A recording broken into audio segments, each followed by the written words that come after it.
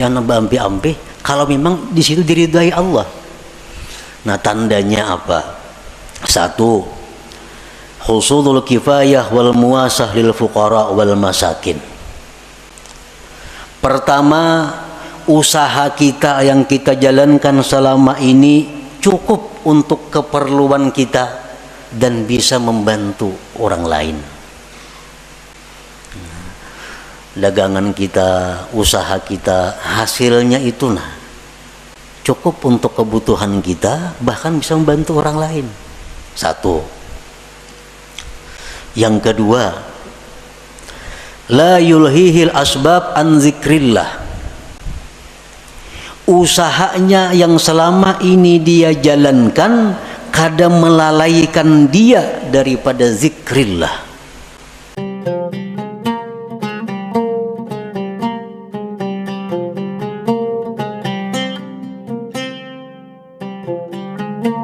Rahimakumullah. Allah Subhanahu wa taala berfirman dalam surat Az-Zariyat ayat 56, "Wa ma khalaqtul jinna wal insa illa liya'budun." Artinya, tidaklah aku menciptakan jin dan manusia melainkan untuk beribadah kepadaku. Ahli tafsir yang lain ada mengatakan melainkan untuk mengenalku. Jadi artinya bahwa kita ini dijadikan oleh Allah untuk beribadah. Untuk beribadah. Itulah tugas kita ada di muka bumi ini.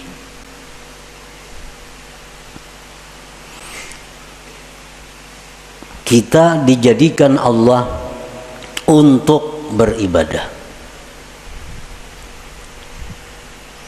Maksudnya adalah fungsi utama daripada kita ini mengabdi kepada Allah. Walaupun di dalam diri kita ada fungsi-fungsi lain, tetapi intinya adalah menunjang untuk ibadah. Nabi Yahya alaihi salam waktu berumur di bawah 10 tahun, masih kanak-kanak. Beliau berjalan dari rumah ke Baitul Maqdis, dari Baitul Maqdis ke rumah, masih anak-anak. Dibawai, diajak oleh kakanakan. Yahya, kita bermain-main, yuk sini. Nabi Yahya menjawab, ma khuliqtu lihadza, aku tidak dicipta untuk bermain-main.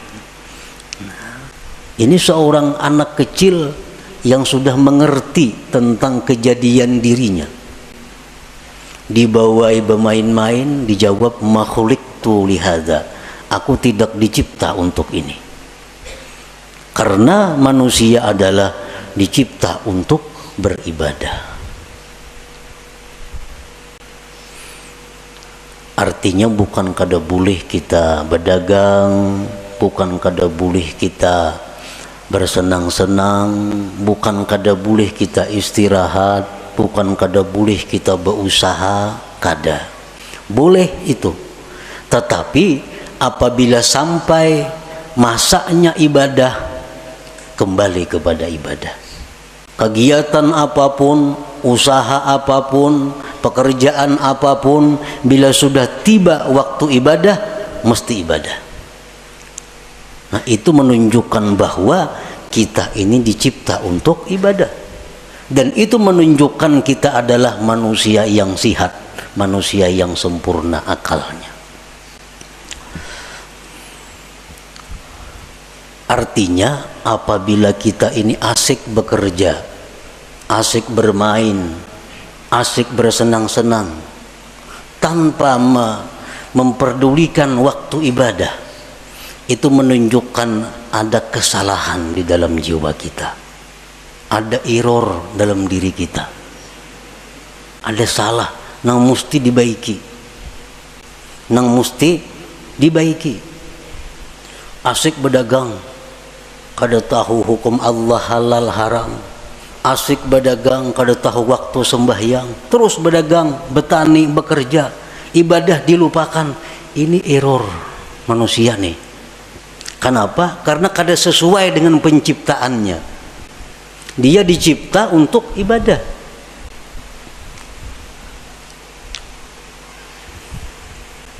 Pernah kita contohkan untuk lebih mudah mengerti dengan handphone, HP. HP itu dicipta fungsi utama untuk apa? Untuk komunikasi. Itu utama. Untuk bepandir kawan di sini lawan jauh di sana. Itu fungsi utama HP. Tetapi di dalam HP itu ada kamera. Dalam HP itu ada pemutar lagu. Dalam HP ada kalkulator. Dalam HP ada permainan. Itu hanya sebagai penunjang. Tapi intinya adalah untuk komunikasi. Nah, sebuah HP yang baik, HP yang baik nih, kita mutar lagu, mengaji umpamanya, putar mengaji. Datang panggilan dari jauh datang, ampihnya mengaji HP, ada panggilan ya. Putus lagu, putus apapun, putus panggilan datang. Karena HP ini fungsi utama memang untuk panggilan itu, fungsi utama untuk panggilan. Rahatan menghitung kalkulator nah di HP, masuk SMS, pajah kalkulatornya, timbul pesan masuk ya. Karena fungsi utama HP memang itu komunikasi. Nah, bila HP kita demikian, berarti baik HP-nya. Baik ini HP. Tapi apabila kita asik memutar lagu, putar lagu, panggilan orang kada masuk lagi, SMS kada masuk lagi, aur lagu harus berbunyi, ini HP error. HP ini sudah kada beres lagi. Kenapa? Panggilan orang kada masuk. Karena memutar lagu, memeriksa gambar, kada masuk lagi panggilan-panggilan orang. Ini HP sudah perlu dibaiki. Dan HP ini murah, rusak. Murah nih HP. Bilang kada berharga lagi, karena fungsi utamanya kada berfungsi. Nah, demikian manusia yang sibuk dengan pekerjaan tanpa menghiraukan ibadah, ini manusia adalah murah harganya di sisi Allah Subhanahu wa ta'ala. Itu sekedar perbandingan fungsi kita diciptakan oleh Allah. Wa ma khalaqtul jinna wal insa illa liya'budun. Jadi kan bukan kada boleh kita bekerja, bercari, berkabun, boleh. Tapi ingat, kita dicipta untuk ibadah. Kita dicipta untuk ibadah. Kita dicipta untuk ibadah. Kita seringkali memikirkan perluasan usaha. Ada usaha ini tangkap dan menguntungkan. Ada usaha ini tangkap, ini menguntungkan. Ada usaha ini ambil, habis waktu untuk usaha. Tetapi untuk ibadah kita kadang-kadang mengadakan perluasan. Mulai umur 30 sampai 60, ini tutupang wirid, kada ada pertambahan, berubah kurang lagi. Yasin, Yasin bermaghrib semacam berpuluh-puluh tahun, kada ada peningkatan. Tapi kalau usaha, bikin ini, ulah itu, tambah ini, macam-macam usaha, selalu ditambah pemasukan. Tetapi pemasukan ibadah kita berkurang, makin tua makin kurang, makin tua makin kurang. Nah, ini error juga nih. Ini error juga.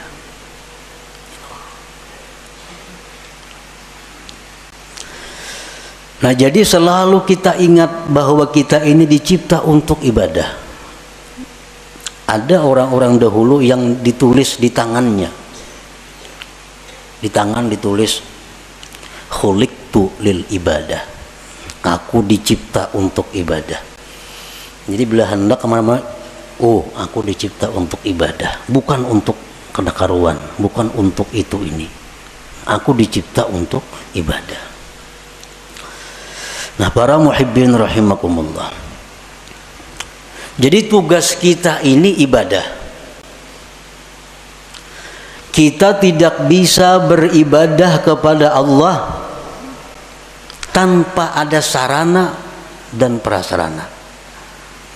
Karena ibadah ini memerlukan berbagai macam.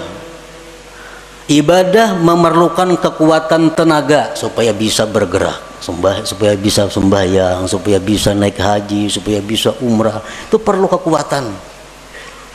Makanan, minuman. Untuk beribadah kita perlu pakaian. Untuk beribadah kadang-kadang perlu kendaraan. Untuk beribadah perlu tempat. Banyak keperluan-keperluan kita agar kita bisa beribadah. Nah, untuk mencukupi keperluan kita beribadah ini, Allah ada menyediakan dua tempat yang kita duduki, yang kita jalani. Untuk mendapatkan keperluan ibadah ada dua cara yang diberikan Allah. Ada dua tempat yang diberikan Allah. Pertama namanya asbab. Yang kedua namanya tajrid. Nah, ya tadi iradatuka tajrid ma'a ikamatillah iyyaka bil asbab minasyahwatil khafiyah wa iradatukal asbab ma'a ikamatillahi ta'ayyaka bit tajrid inhitatun anil himmatil aliyah. Jadi ada dua untuk mencukupi kebutuhan ibadah nih. Ada asbab, ada tajrid. Asbab ini apa artinya? Ya sebab. Bekerja, berdagang, bertani, menuri, beternak, jadi guru, pegawai. Ini asbab. Artinya apa? Dia mendapatkan kecukupan ibadahnya melalui pekerjaan-pekerjaan. Nah, ini asbab sebenarnya. Ada orang yang ditempatkan Allah di situ untuk mendapatkan keperluan ibadah. Inya menure lebih sukan hanya kau masak, berdagang kayak hanya nukar baju, berdagang hanya kawan nukar ini untuk ibadah. Ada orang yang ditempatkan Allah di situ. Nah, yang kedua ada orang yang ditempatkan Allah di satu makam namanya tajrid. Ini orang dalam rangka mencukupi keperluan ibadahnya kada perlu berusaha, dia telah dicukupi. Contohnya warisan banyak isi warisan, ini kada becarian bulan ini datang nang saham di anu, bulan akan datang nang di anu, di rumah aja bagana datangan duit ke rumahnya. Nah, ini orang ditempatkan Tuhan di makam tajrid ngarannya. Kan ada ya kalau kayak itu orang nang kada berusaha, betoko kada, beternak kada, betani kada, apa kada, tapi duit banyak berisi datangnya, sarabanya ada, beribadah apa kawa. Nah, ini ngarannya di makam tajrid, diandak Tuhan orang ini. Nah, para muhibbin rahimakumullah, apabila kita ditempatkan Tuhan di makam, di tempat yang namanya asbab, nah lalu kita hendak berpindah ke makam tajrid. Aku ampih dah berdagang, ampih bahuma, ampih menurih, aku hendak beribadah aja lagi. Dagangan semuaan tutup habis sudah lagi, aku hendak beribadah, duit nak datang kada terserah, pokoknya aku beribadah. Nah, ini orang keinginannya jahat yang tersembunyi. Nah, ini orang ini ada kejahatan yang tersembunyi. Kenapa? Karena Tuhan menempatkannya di tempat namanya asbab. Hendak berpindah, hendak di rumah aja begana lagi, pasar kada turun lagi. Nah, ini orang ada syahwat khafiyah, ada keinginan jahat yang tersembunyi. Orang yang selama ini duduknya ditempatkan Allah di makam tajrid, sudah nyaman nih, tiap bulan ada kiriman, tiap bulan ada, kada pernah talantar memakan pakai apa cukup. Berpikir nukar kabun, anak bakabun agena aku nih. Nah, anak bakabun padahal bertahun-tahun dah begana di rumah aja beribadah agawian, datang duit. Kalinya membuka kios di muka rumah. Nah, membuka kios ini ngarannya inhitat minal himmatil aliyah. Ini turun tingkat ngarannya, turun. Ini ada penurunan himmah yang tinggi. Inhitatun minal himmatil aliyah. Nah, para muhibbin rahimakumullah, sekarang kita mengetahui di mana Allah menempatkan kita. Ini yang perlu kita tahu. Apakah Allah sekarang ini menempatkan kita di satu tempat yang namanya asbab untuk mencukupi kebutuhan ibadah kita? Ataukah sekarang ini Allah sudah menempatkan kita di makam tajrid untuk mencukupi kebutuhan ibadah kita? Ini perlu diketahui. Tandanya orang-orang yang ditempatkan Allah di makam asbab, nang berdagang, bertani, bekerja, tandanya orang yang direstui Allah untuk itu. Ada 6 tanda. Bila 6 tanda ini ada pada kita, berarti kita direstui Allah duduk di situ. Jangan hendak pindah ke makam tajrid, ke makam nang kada berusahaan lagi. Tetapi bila mana 6 tanda ini ada sesuatu nang kada kita miliki, kada bisa kita dapatkan, berarti itu isyarat kita mesti pindah kepada makam tajrid. Nah, demikian pula sebaliknya, makam tajrid. Apakah dia di makam tajrid ini sudah diridhai Allah? Ada tandanya. Bila tandanya ini kada pas, berarti itu isyarat agar pindah kepada asbab berusaha.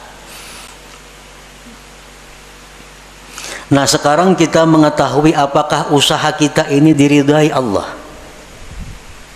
Bila diridhai Allah, ini tarusakan aja berusaha. Jangan berampi-ampi sampai mati berusaha. Sampai mati. Jangan berampi-ampi kalau memang di situ diridhai Allah. Nah, tandanya apa? 1, husulul kifayah wal muwasah lil fuqara wal masakin. Pertama, usaha kita yang kita jalankan selama ini cukup untuk keperluan kita dan bisa membantu orang lain. Dagangan kita, usaha kita, hasilnya itu cukup untuk kebutuhan kita, bahkan bisa membantu orang lain. 1. Yang kedua, la yulhihil asbab an zikrillah. Usahanya yang selama ini dia jalankan kadang melalaikan dia daripada zikrillah. Sembahyang berjamaah nyakawa, nya tokonya parak masjid, yang berjamaah kawa, ke pengajian aktif kada terganggu, baca Quran sekian juz sehari kawa. Usahanya kadang mengganggu dia daripada zikrullah. Nah ini tanda yang kedua, tanda kita ini diridai Allah dalam kedudukan berusaha. Yang ketiga, la yajurruhul asbab ila ma harramahullah. Usaha kita ini kadang menarik, membawa kepada yang diharamkan Allah. Nah usaha kita nih kadang menarik kepada sesuatu yang diharamkan Allah.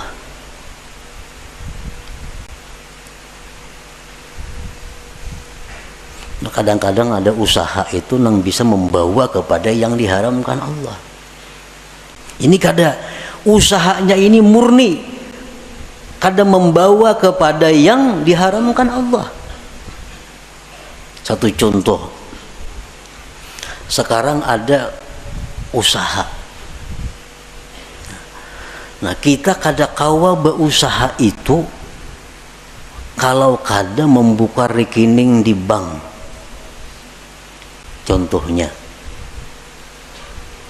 karena perusahaan-perusahaan tuh nya kada hakun kita berkirim duit lawan sales nya kada percaya. Jadi kita ini mesti mengulah rekening maka di bank.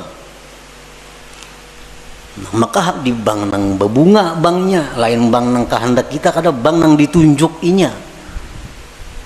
Itu ada bunga dapat kaina kita dari simpanan kita, karena mulah rekening pasti ada menabung, ada mau liur basi aja mulah rekening itu ada duitnya. Nah hendak berusaha ini mesti membuka rekening di bank, maka bank ini riba, mau kada mau riba. Nah, ini karena sudah membawa kepada yang diharamkan. Nah bila macam itu berarti usaha kita ini sudah kada diridai Allah. Nah, cari usaha lain nang kada menarik kita kepada yang diharamkan Allah. Banyak usaha lain nang kada menarik nang diharamkan itu. Yang keempat, muasyaratul abrar. Dia berusaha tetapi sepergaulan dengan orang-orang baik. Usahanya ini usaha orang baik-baik. Yang kelima, mujanabatul asrar. Dia menjauhi orang-orang jahat. Nya kawa usahanya itu kada berhubungan lawan orang-orang jahat. Ahli sugok, ahli mafia, ahli apanya kan kalau kada berhubungan dengan itu, karena usahanya kada sangkut paut lawan bubuhan itu. Yang keenam, husulun niyatis salihah, adanya niat yang saleh. 6 perkara tuh. Bila selama ini usaha kita ada 6 perkara itu, berarti kita diridai Tuhan duduk di situ. Jangan berpindah-pindah, baik berpindah usaha atau berpindah kepada kada berusaha, jangan. Itu sudah alamat. Coba bayangkan kita ada berisi usaha pemasukan nih cukup bahkan lebih, ibadah sedikit pun kada terganggu, kada membawa kepada yang haram, kakawanan orang yang baik-baik, orang yang jahat-jahat jauh, niat yang baik ada, usaha apa lagi yang baik pada itu. Karena ini memang diridai Allah usahanya nih. Ukur aja usaha kita nih pas kada itu. Bila kada pas, usaha kita kada diridai Tuhan. Kita mesti pindah pada usaha itu kalau hendak baik, kalau hendak selamat. Bila ditarusakan bahaya, kada percaya bukti akan nakaina. Tiakan.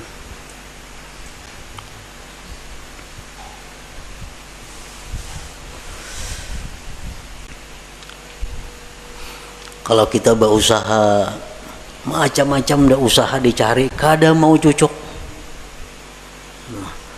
Berusaha ini gagal, berusaha ini gagal, cari usaha ini kada mau baik juga berusaha, macam-macam cara sudah ada nang baik cuma ada haramnya, ada nang baik cuma di lingkungan orang-orang jahat, Ada nang baik usaha, cuma kada kawasan bahaya ngeriput. Nah, bila macam itu kita harus pindah ke mana? Pindah ke usaha nang baik. Bila kadada juga pindah ke makam tajrid. Nah, pindah ke makam tajrid. Pindah ke makam tajrid lagi. Dan bila Allah memerintahkan kita ke makam tajrid, itu Allah bertanggung jawab. Ada pacang kelaparan kita ada pacang susah ada. Karena ini Allah yang memindahkan kita ke makam tajrid. Kalau kita berpindah seorang, nah itu bahaya.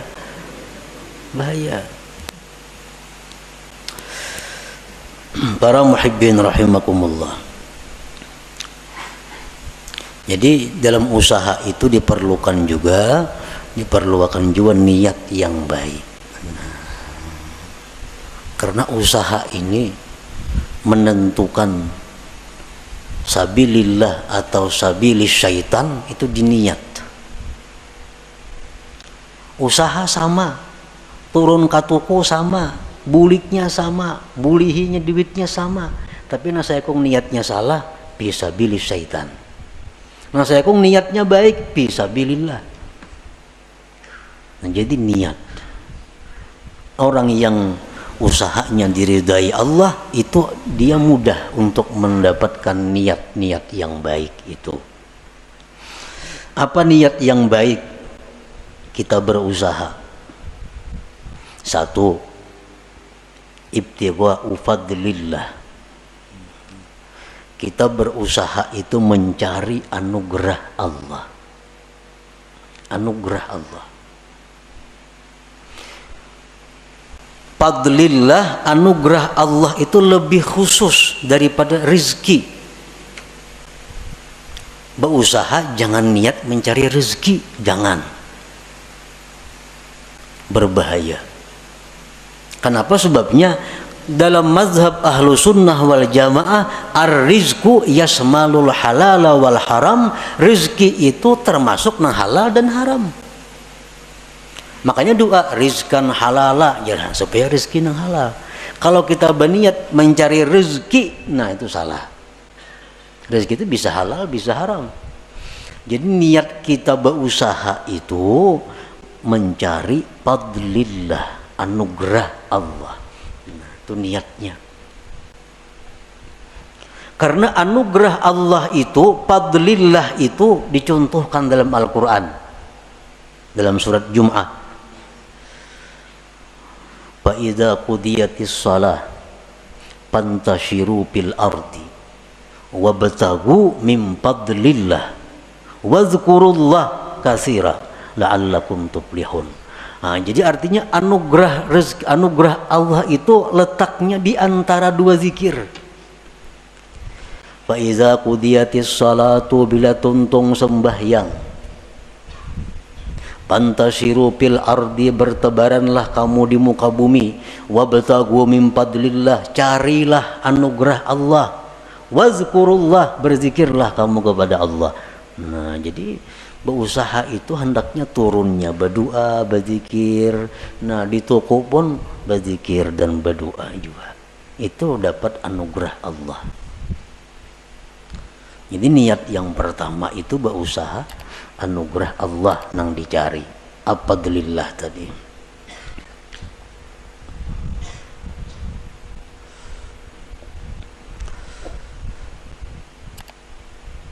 Nah, di antara niat berusaha, aunul muslim, menolong orang Islam. Menolong orang Islam. Karena orang nang katuku datang itu orang nang perlu. Apalagi jual obat. Nah, berjual apa lagi? Orang-orang perlu. Jadi buka toko sahajaku menolongi kaum muslimin. Ya mah harga jangan terlalu tinggi kada menolongi ngarannya. Nang sadang-sadang aja harga. Ini menolongi niat nih. Orang berhutang dihutangi kan menolongi. Nah, niatnya menolongi orang muslim. Ini contoh-contoh usaha kita yang diridai Allah. Idza wajada ma dzukir la yantaqilu ila tajrid illa bi amri syaikhihi aw bi isyaratin wadihatin ka ta'azzuri ma dzukir min kulli wajhin. Apabila dia mendapatkan tanda-tanda yang disebutkan tadi, dia tidak boleh pindah ke makam tajrid kecuali perintah gurunya. Nah, kecuali perintah guru. Yang ini berusaha padahal bagus. Semua tanda yang baik itu sudah ada padanya. Cuma aja guru macam pindah. Sekarang ikam kawani aku di rumah aja begana, aku makan jo ikam. Nah, terpaksa mau ada mau. Ampe berusaha tuh. Ada jalan lain lagi, ampe. Tajrid. Karena perintah guru. Au bi isyaratin wadihah, atau ada isyarat yang nampak seperti uzur yang disebutkan dari segala sisi. Kadakawa berusaha cobai ini, kadakawa cobai berusaha ini untung, cuma terganggu ibadah. Berusaha ini kalau beribadah rugi. Berusaha ini akhirnya kembali kepada nang haram. Kadakawa dicoba-coba semacam-macam, kadakawa jo ibadah usaha nang baik. Nah, itu artinya isyarat dari Allah pindah. Jangan di situ lagi begana. Kadang usah lagi beribadah aja sudah kepada Allah. Nah, pindah ke makam tajrid ngarannya. Nah, para muhibbin rahimakumullah. Nah, kemudian orang-orang yang sekarang ditempatkan Allah di makam tajrid, itu ibu-ibu rumah tangga yang dicukupi suaminya, itu makam tajrid. Tugas ibu-ibu apa di rumah? Kemarian datang nah, duit gan dapur, sagan itu, sagan ini dikelola oleh ibu rumah tangga. Itu sudah makam tajrid. Jangan nak berusaha menambah usaha bini-bini nih. Kalau sudah dicukupi. Nah, alamatu ikamatillah fit tajrid, alamat Allah menempatkan dia di makam tajrid, makam nang kada beusahaan. Pertama, yassara lakal kifayah. Allah mudahkan bagi engkau kecukupan. Selama ini kita kada berusaha apa-apa, berdagang apa kadada, umpat saham di mana kadada, apa kadada. Tapi selalu cukup. Makan, pakai apa, cukup aja datangnya. Itu satu. Ini tanda bahwa Allah menyuruh kita, ini aja sudah kada usah berusaha. Yang kedua, tandanya ja'ala nafsaka mutmainnatan 'inda adami husuliha. Allah jadikan diri engkau tentram, tenang ketika ketiadaannya. Kada ada duit, kada ada makanan, tenang, sabar, kada ada keluh kesah. Nah, Allah jadikan hatinya seperti itu. Yang ketiga, ada mutama lima fi aidin nas, tidak ada tamak kepada milik orang lain. Kada ada menghendaki ampun orang, kada ada hendak supaya diberi orang, kada ada hendak supaya diinjami orang, kada ada. Yang keempat, safa'u waqtika 'alal istighal bi ibadatillahi ta'ala, bersihnya waktu engkau sibuk dengan ibadah. Kita hari-hari ini sibuk waktu penuh dengan ibadah. Belajar, mengajar, beribadah, zikir, Quran, apa habis sudah waktu beribadah. Ekonomi cukup. Mun rahatan kada cukup, hati kada gelisah juga, tenang. Ini artinya kita direstui Allah demikian. Jangan hendak sedikit pun membuka usaha. Jangan hendak sedikit pun bersaham di situ di mana-mana. Ini sudah tenang. Allah sudah meridai, merestui kita duduk di situ.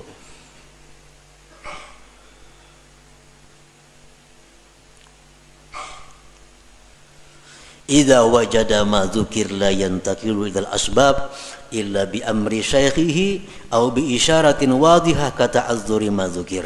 Bila sudah orang itu mendapatkan yang disebutkan tadi, kecukupannya mudah, dirinya tenang, mun kada berduit, kada ada tamak lawan ampun orang, waktu penuh dengan ibadah beisi, jangan berpindah kepada asbab, kepada usaha, kecuali perintah guru. Kecuali perintah guru. Kecuali guru nyuruh cuma berdagang itu guru. Atau ada isyarat yang nampak seperti uzur yang disebutkan, seperti kada bisa yang disebutkan itu. Dahulu pemasukan bagus, lancar, hati tenang, munnya kada berduit, waktu penuh dengan ibadah. Sekarang pindah masjid, masjid ngerancak mengirimi tiap bulan, kada lagi ngirimi, ada lagi mengirimi, kada berduit, ada gelisah, ada gelisah. Ini artinya isyarat bahwa Allah menyuruh kita buka usaha. Buka usaha. Ini diridai Tuhan nih berusaha nih. Kenapa? Karena jalan keuangan yang selama ini bagus, lancar, macet. Dan hati kenapa dulunya tenang, sekarang kada nyaman hati. Itu artinya isyarat bahwa Allah menyuruh sudah berusaha. Atau kada kau menggunakan waktu beribadah, kiriman lancar, samuan bagus, cuma sekarang malas beribadah, melihat TV seharian ketujuh, kada kau beribadah, kada tahu buka-buka lagi hati untuk beribadah, membaca Quran. Kayaknya turun ke warung, duduk di warung betang harianan, ngopi di warung duduk. Dahulu berapa ibadah, sekarang hati terganti dengan demikian. Ini tanda Allah menyuruh dah berusaha aja supaya ada kesibukan, timbang melihat TV, tentang nyambati orang di warung di gardu, baik berusaha. Au bi isyaratin wadihatin kata azzuri ma dzukir. Jadi itulah sekilas tentang pengertian apa yang dikehendaki oleh Imam Ahmad ibni Athaillah.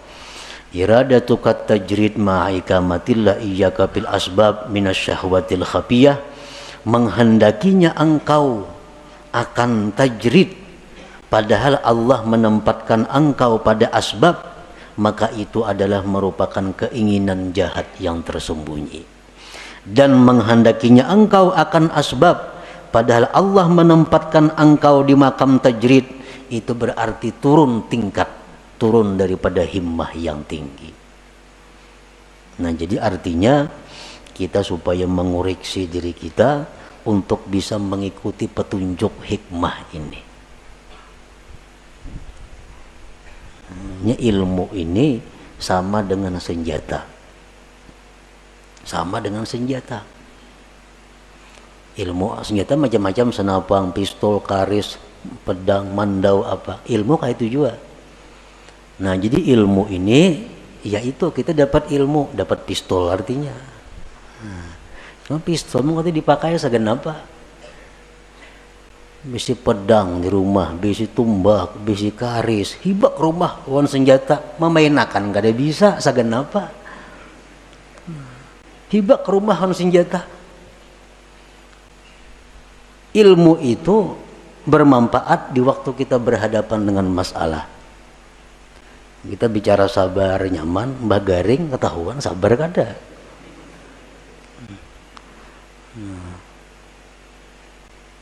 Sabar di sakit, sabar musibah, sabar apa.